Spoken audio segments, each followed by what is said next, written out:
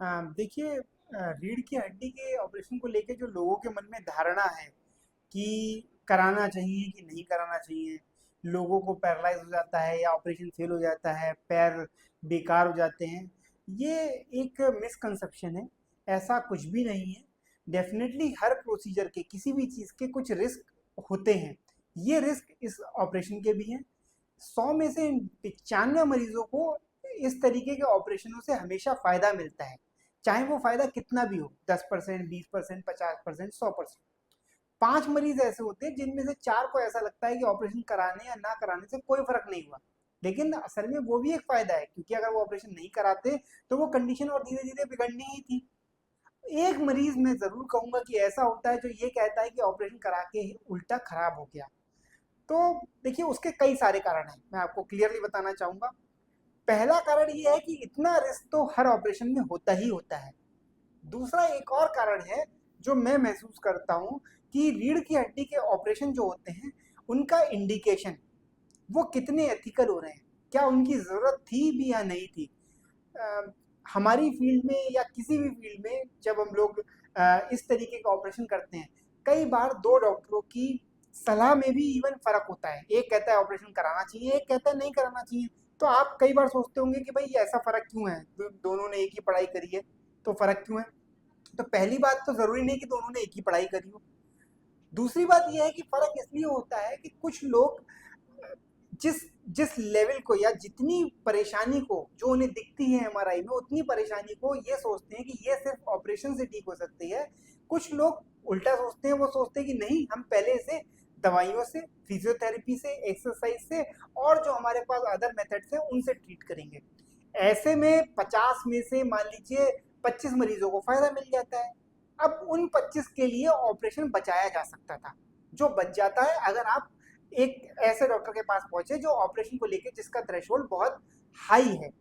अगर किसी डॉक्टर का ऑपरेशन की तरफ ज्यादा रुझान है, तो वो ऐसे मरीजों को भी ऑपरेट कर देगा जिनमें असल में ऑपरेशन की शायद जरूरत नहीं भी थी।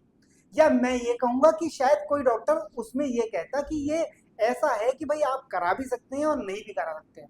और मेरा मानना ये है कि जो असंतुष्ट मरीज हैं, अधिकतर मरीज इसी खेप में से निकलते हैं, वो यही होते हैं।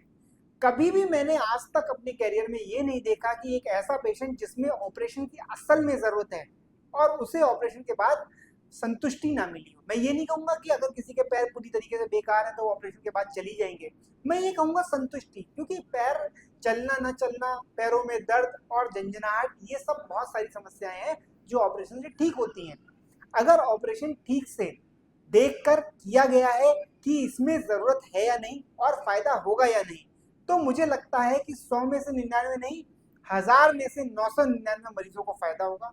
कोई एक मरीज़ ऐसा होगा शायद जिसका जवाब मेरे पास भी नहीं। अब आपके दूसरे सवाल पे आती हैं कि चीरे वाला या दूरबीन वाला। देखिए, ये जनरलाइज नहीं है। देखिए, हमारी जो पब्लिक है, जनता है, वो इस चीज़ से बड़ा भ्रमित हो जाती है कि हर चीज़ की दूरबीन वाला ऑपरेशन आ गया है। इसका ऑपरेशन दूरबीन से, उसका ऑपरेशन दूरबीन से, हर चीज़ में दूरबीन आ गई है। जैसे जैसे साइंस डेवलप हुई वैसे वैसे दूरबीन का काम आ गया है।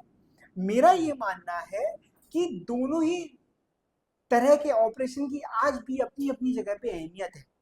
दूरबीन वाले ऑपरेशन के जो इंडिकेशन है, अगर उनमें उसे करा जाता है तो दूरबीन वाले ऑपरेशन का डेफिनेटली फायदा है। और वो इंडिकेशन बहुत ही लिमिटेड है आज भी, 25 से 30% पेशेंट्स में होते हैं। क्योंकि हमारे पास पेशेंट बहुत देर से आता है, हमारे पास पेशेंट कई टाइम बहुत लंबे समय तक दवाई खा के, एक्सरसाइज करके, सब करके आता है। तो अधिकतर मरीज, मैं कहूँगा 60% मरीज ऐसा होता है जो उस स्टेज से निकल जाता है जहाँ दूरबीन वाले से उसे फायदा मिलता, फायदा मिलेगा लेकिन उतना फायदा मिलता जितना चीरे वाले से मिलता।